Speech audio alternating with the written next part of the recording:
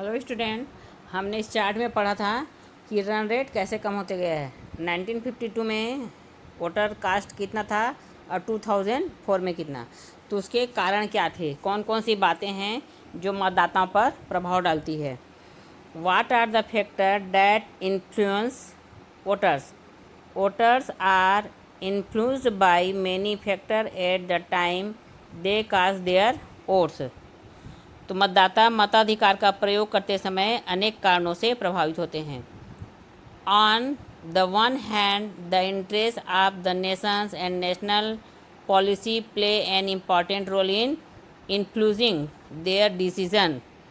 तो मतदाताओं के सामने एक और देश के व्यापक हित और नीतिगत बातों पर राय आदि तत्व महत्व रखते हैं। At the same time narrower interests such as caste, religion, language, and the pressure of powerful local people also influence their voting behavior.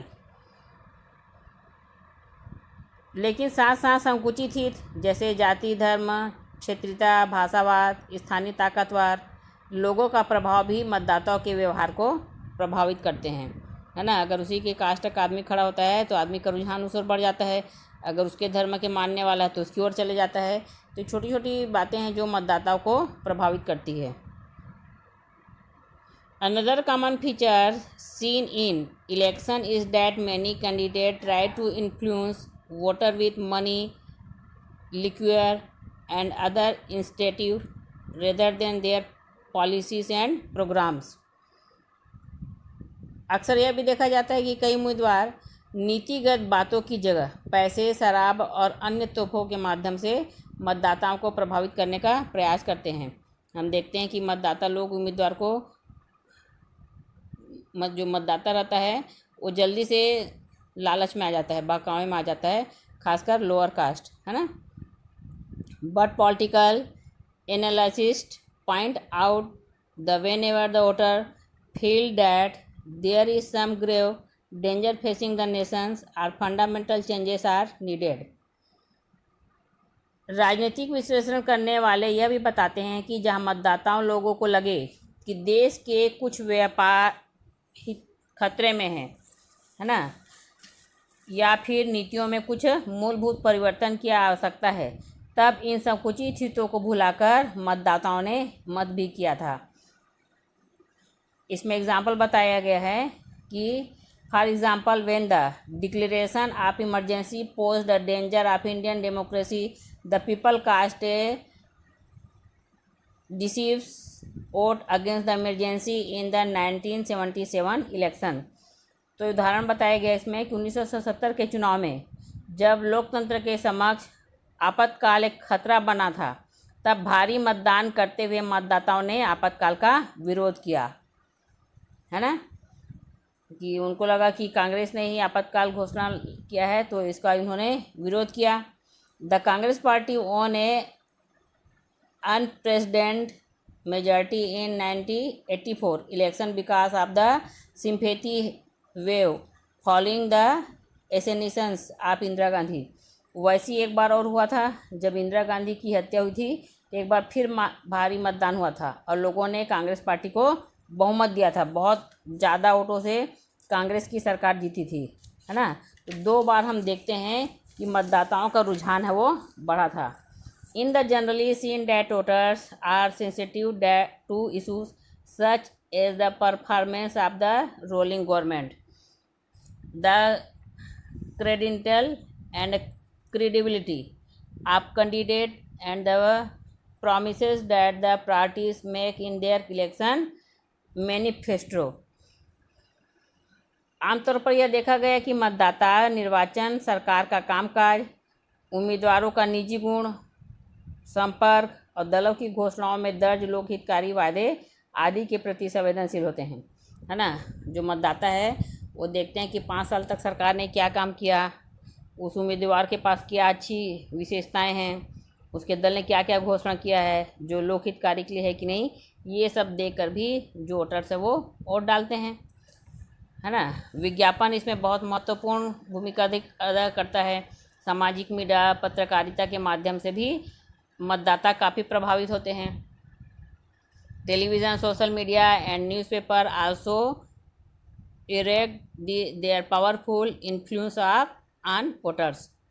Thus, we can see that many factors influence the behavior of the Indian voters. These factors differ from region to region and from time to time. इस प्रकार हम कह सकते हैं कि भारत में मतदान व्यवहार को अनेक तत्व प्रभावित करते हैं, लेकिन अलग अलग समय तथा क्षेत्रों में ये तत्व भिन्न भिन्न हो सकते हैं, है ना। किसी भी लोकतांत्रिक व्यवस्था की मजबूरी के लिए आवश्यक क्या है, मतदाता है उसको चुनाव में भाग लेना चाहिए। But what is important in democratic system is that people participate in the election. आपके भरोसे ही लोकतंत्र टिका हुआ है ना। जनता के लिए, जनता द्वारा शासन को ही डेमोक्रेसी कहते हैं। It is also important for them to weigh the electrical issue carefully before casting their vote. मतदान करने से पहले वे सभी परिस्थितियों का आकलन करें और उसके आधार पर आप मतदान करने का निर्णय करें। ओके, अब नेक्स्ट पढ़ेंगे, भारत में विभिन्न राजनीतिक संस्थाओं में प्रतिनिधित्व, representation in Indian political organisation. Representation in political organization is fundamental aspect of people's participant. Representation tells us a level of people's participant in political organization that represent the interests of different classes in society. तो राजनीतिक संस्थाओं में प्रतिनिधित्व भी जन सहभागिता का एक महत्वपूर्ण आधार है। इन संस्थाओं में प्रतिनिधि के आधार पर समझा जा सकता है कि समाज में विभिन्न वर्गों की इन संस्थाओं में प्रतिनिधित्व के संदर्भ में कितनी सहभागिता है। इससे यह पता चलता है कि क्या सभी वर्ग इन संस्थाओं में यथार्थ ढंग से प्रतिनिधित्व हासिल कर रहे हैं कि नहीं कर रहे हैं, है ना। मतलब जो व्यक्ति है वो उस दल के लिए ठीक से काम कर रहा है कि नहीं कर रहा है। It also tell us whether all classes are actually represented in this organisation or not, है ना। The Indian constitution stipulates a 3 tiered government system. हम देखते हैं कि भारतीय संविधान में शासन के स्तर को 3 व्यवस्था में बांटा गया है ना। लोकसभा, राज्यसभा और उसी को ही विधानसभा भी कहते हैं। तो 3 भागों में हमारा जो स्तर है वो बटा हुआ है।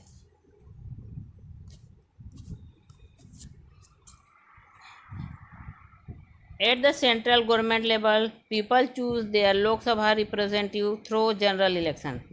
और जो केंद्रीय स्तर पर लोकसभा के लिए प्रत्यक्ष मतदान द्वारा प्रतिनिधियों का चुनाव होता है, जिसमें अपन प्रधानमंत्री का चुनाव करते हैं।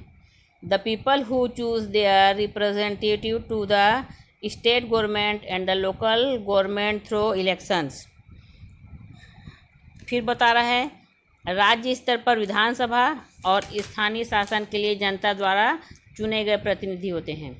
आइए हम लोकसभा और राज्यसभा के निकायों में विभिन्न वर्गों के प्रतिनिधि को हम समझने का प्रयास करते हैं, है ना। अब representations of women in the Lok Sabha. तो लोकसभा में महिलाओं का प्रतिनिधित्व, नीचे विश्लेषण तालिका दी गई हुई है, उसके हिसाब से हम participant of women in the Lok Sabha बता रहे हैं। तो 1951 में एक भी महिला उम्मीदवार नहीं थी। तो 1957 से कितने कैंडिडेट, 45 महिलाओं की उम्मीदवारों की संख्या थी। उसमें से 3 महिला उम्मीदवारों का प्रतिशत था, है ना। फिर 22 उसमें से सांसदों की संख्या आई 22। फिर महिला सांसदों का प्रतिशत 4.5। ऐसा हम देखते जा रहे हैं 2014 तक महिला उम्मीदवार की संख्या 668 हो चुका है। और कुल उम्मीदवारों में महिला उम्मीदवारों का प्रतिशत 8 महिला सांसद अभी हमारे यहाँ कितनी हैं, 66 महिलाएं हैं। और अब उसी का फिर प्रतिशत निकाल देते हैं तो 11.4। इस प्रकार हम देखते हैं कि कुल उम्मीदवारों में महिला उम्मीदवार कितनी हैं। यह भी महिलाओं की राजनीतिक भागीदारियों का एक सूचक है। अगर किसी चुनाव क्षेत्र में कुल 10 उम्मीदवार हैं तो वे सब के सब पुरुष हैं, तो हम कहेंगे कि महिलाएं वहाँ सक्रिय नहीं हैं।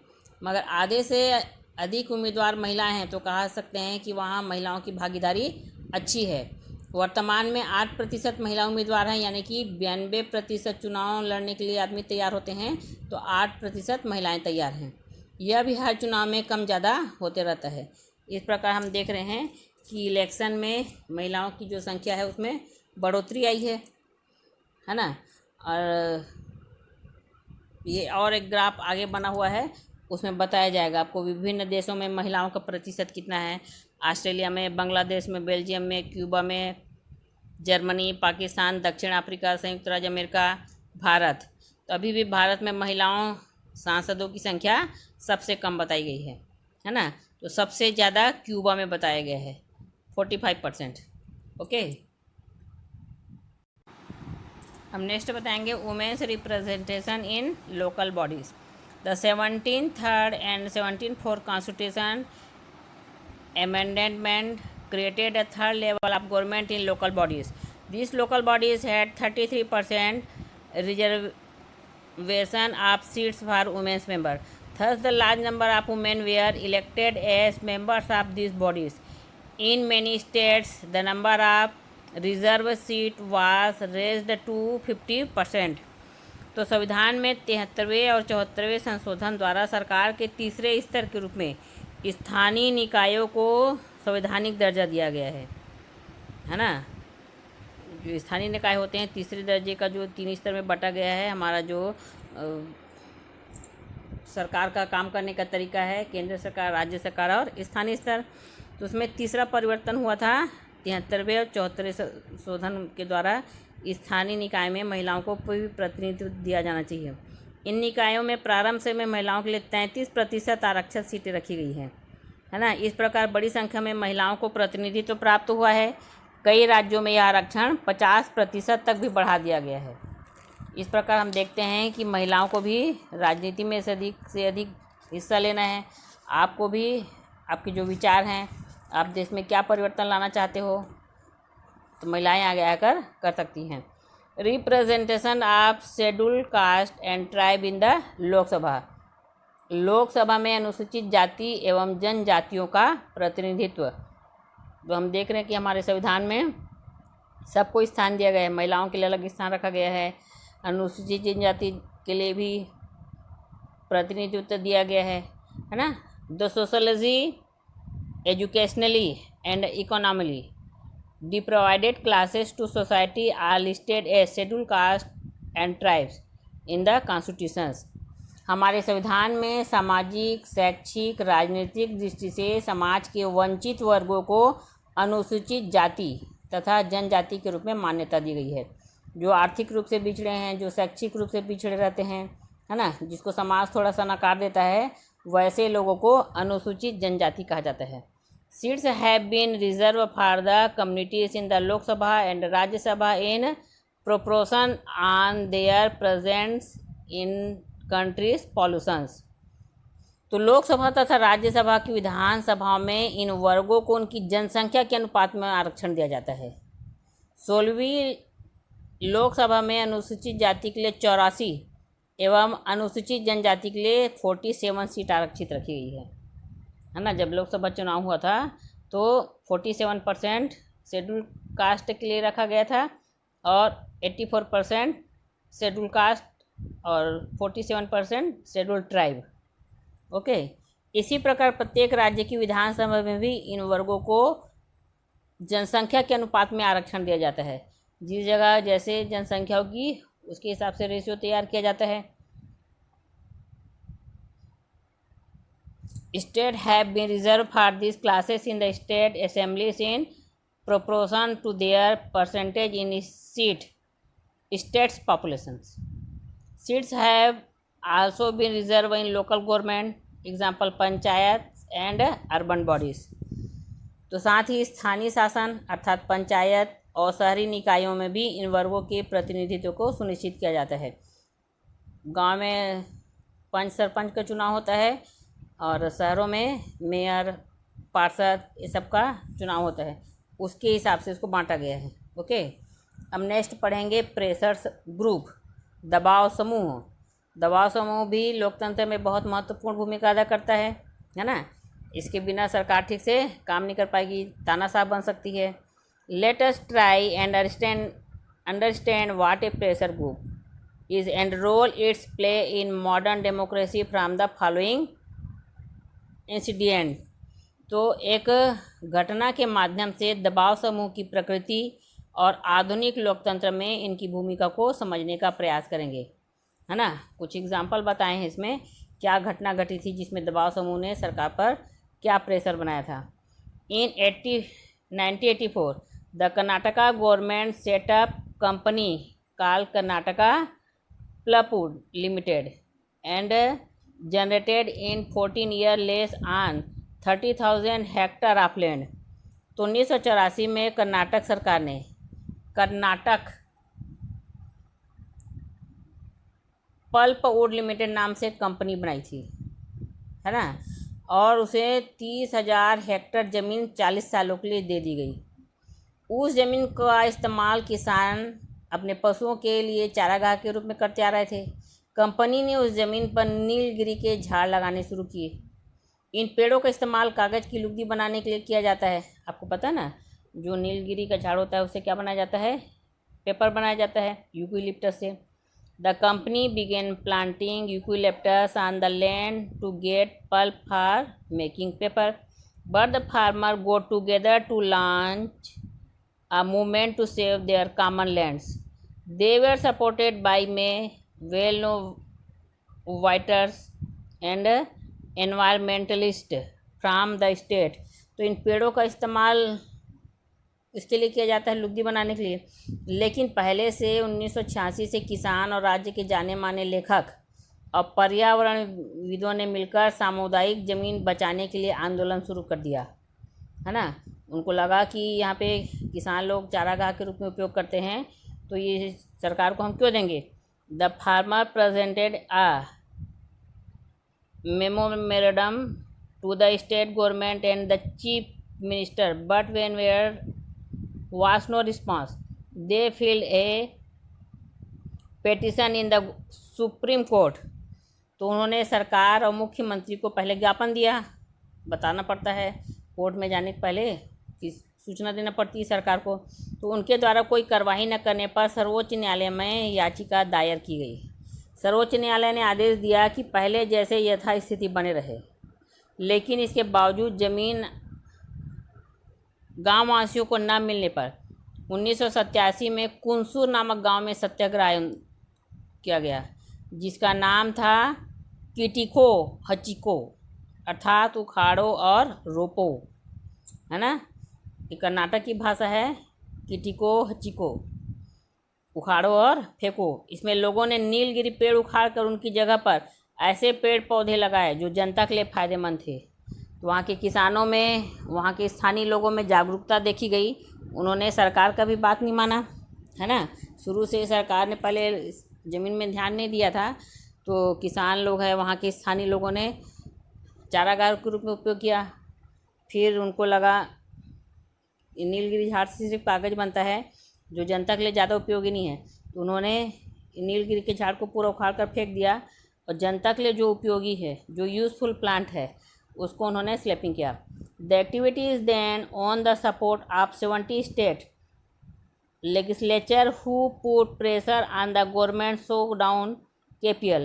The movement forced the government to bow to the wishes of the villagers and company was shut down in 1991.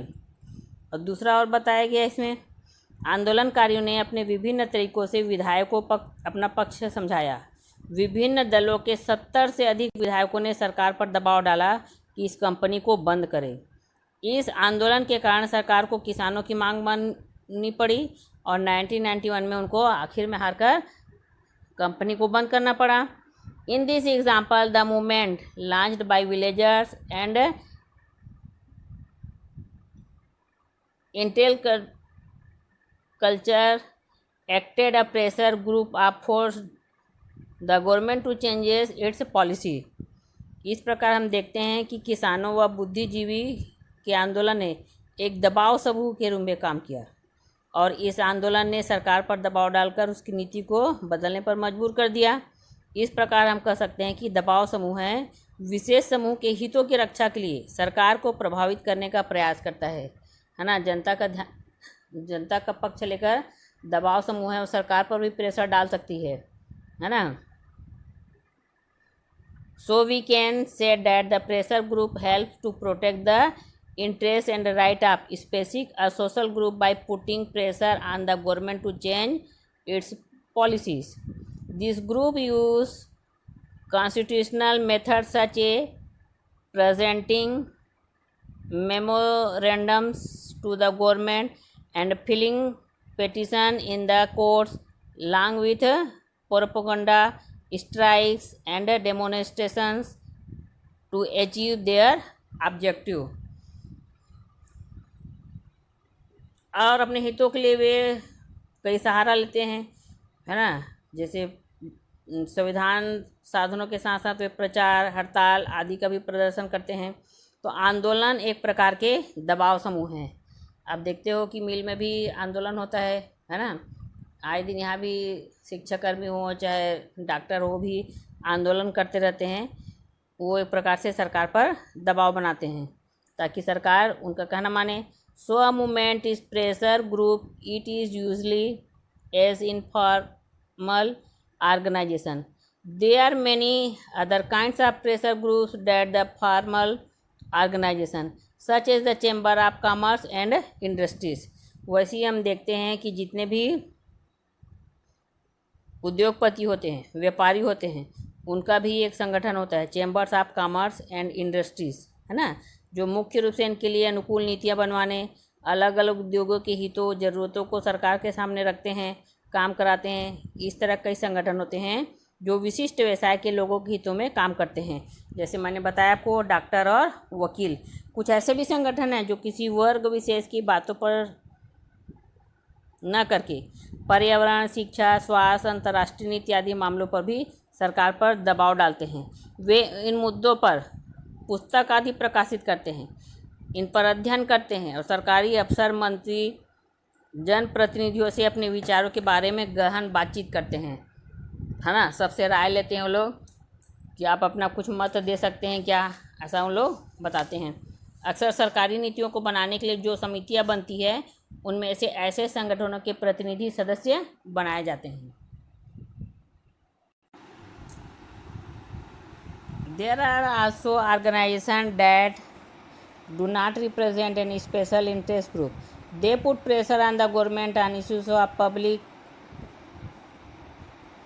concern such as environment, education, health, and foreign policy. They publish books and conduct research study on these subjects and discuss their findings with government officials, ministers, and people representative to try and influence them.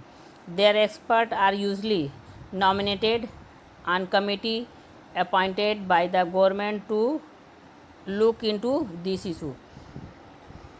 तो सरकारी नीतियों को बनाने के लिए भी जो समितियां बनती हैं उनमें ऐसे संगठनों के प्रतिनिधि सदस्य बनाए जाते हैं।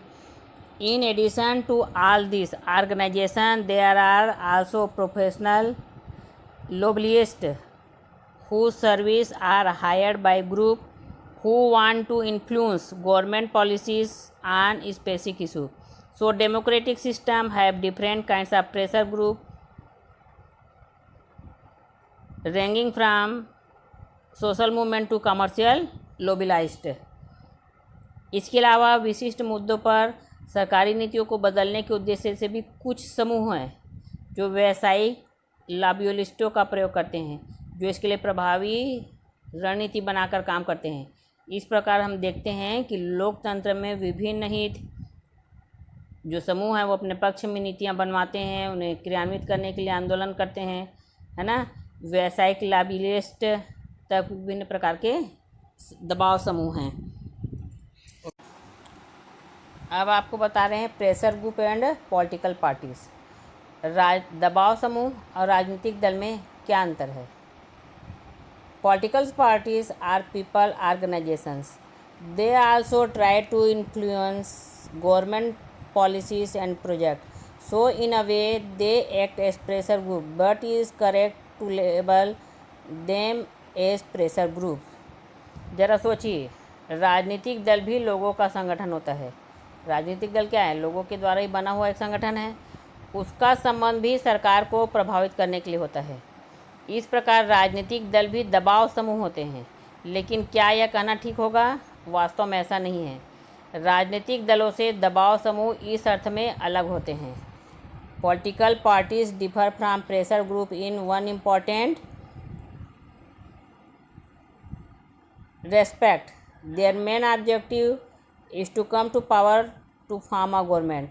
A pressure group, on the other hand, does not seek power but only seek to influence the government to fulfill its object.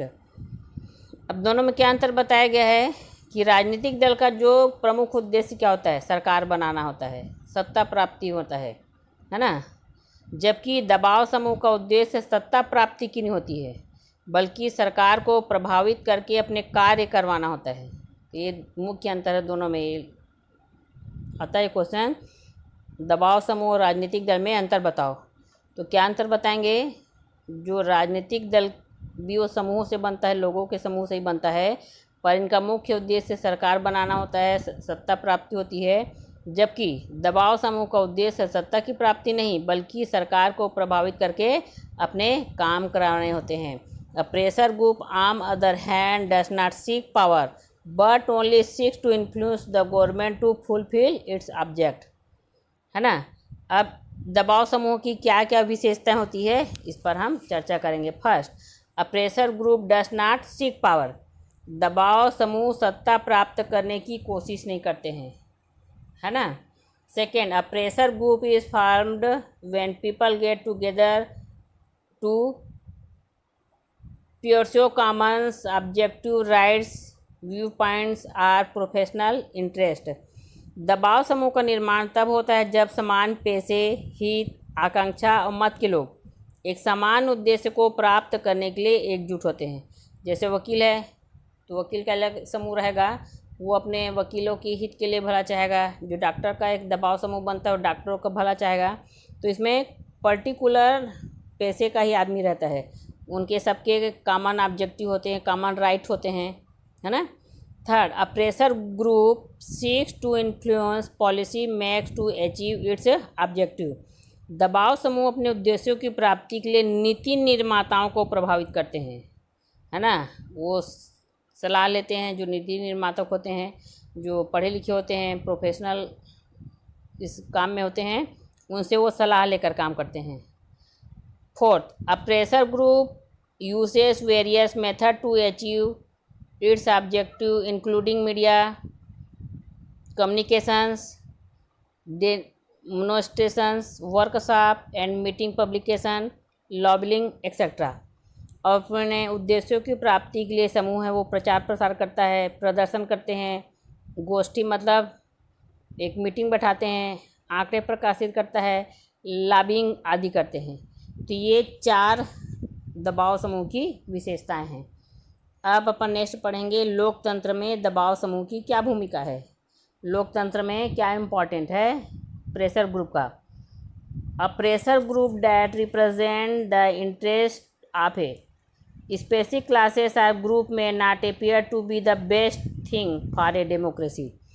ऐसा लग सकता है कि किसी एक ही तबके के हितों की पैरवी करने वाले दबाव समूह लोकतंत्र हित के लिए नहीं है ना।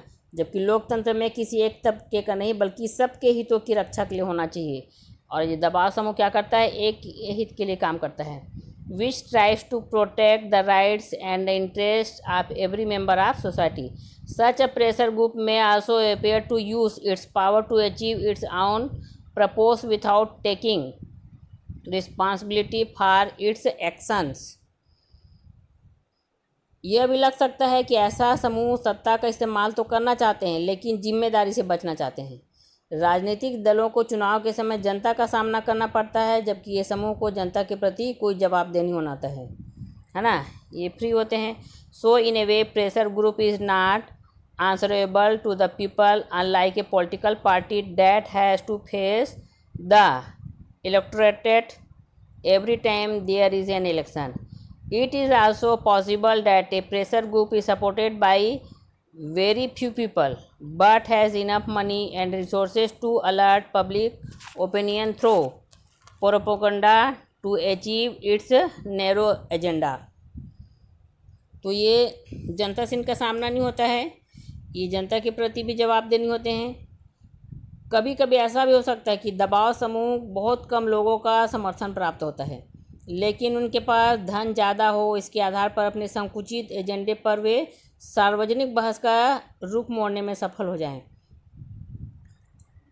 हावेयर despite such shortcoming pressure group and social movement strength democracy people should have the right opportunity to put the pressure on a government using all possible legal and constitutional options. Such pressure on a government is a positive features that keep a democratic system healthy. इन आकांक्षाओं के बावजूद यह माना जाता है कि दबाव समूह और आंदोलनों के कारण लोकतंत्र की जड़ें वो मजबूत हुई है। जनता की बातें वो सरकार तक पहुंचाने में जो दबाव समूह है वो काम करते हैं। शासकों के ऊपर दबाव डालना लोकतंत्र में कोई अहितकारी गतिविधि नहीं, बशर्ते इसका सबको असर है। सरकार अक्सर थोड़े से धन और ताकतवर लोगों के अनुचित दबाव में आ जाती है ना, जो क्या है, गलत है। And if many special interest group representative different classes in society are active, no single group can establish its dominance in a democracy. There are also instances of government being influenced by a few wealthy and powerful people for their own selfish interests. Public pressure and movement play an important role in countering such unethical pressure. जन साधारण के दबाव समूह तथा आंदोलन के इन अनुचित दबाव के प्रतिकार में उपयोगी भूमिका भी निभाते हैं, है ना। आम नागरिक की ज़रूरतें तथा दुविधा आम जनता जो है वो किस किस मुसीबतों का सामना कर रही है ना, वो सरकार से क्या चाहती है, ये सब भी वो अवगत कराती है। They also make government aware to needs and aspiration of common people. The government also get to know what people belonging to different section of society want. यदि कोई एक समूह सरकार के ऊपर अपने हित में नीति बनाने के लिए दबाव डालता है तो दूसरा समूह उसके प्रतिकार में दबाव डाल देगा कि नीति उस तरह से ना बनाई जाए, है ना। तो दो प्रकार के दबाव समूह हुए, एक अपोजिट का होता है और एक सरकार का पक्ष का रहता है, दूसरा सरकार का विपक्षी दल का होता है। सरकार को भी ऐसा पता चलता रहता है कि समाज के विभिन्न तबके के लोग क्या चाहते हैं। इससे परस्पर विरोधी लोगों के बीच में सामंजस्य बैठाना, शक्ति संतुलन करना संभव हो जाता है। The government also gets to know that what people belonging to different section of society want, है ना। तो सरकार को जनता की जो मांगे हैं, जनता क्या चाह रही है, वो इसके द्वारा पता चलता है, दबाव समूह के द्वारा। It can they try to strike a balance by seeking a consensus between conflicting interest. इस प्रकार विरोधी हितों के बीच सामंजस्य बैठाना और शक्ति संतुलन करना संभव हो जाता है। तो इस प्रकार हम देख रहे हैं कि डेमोक्रेसी में जो प्रेशर ग्रुप है वो बहुत इम्पॉर्टेंट रोल अदा करता है।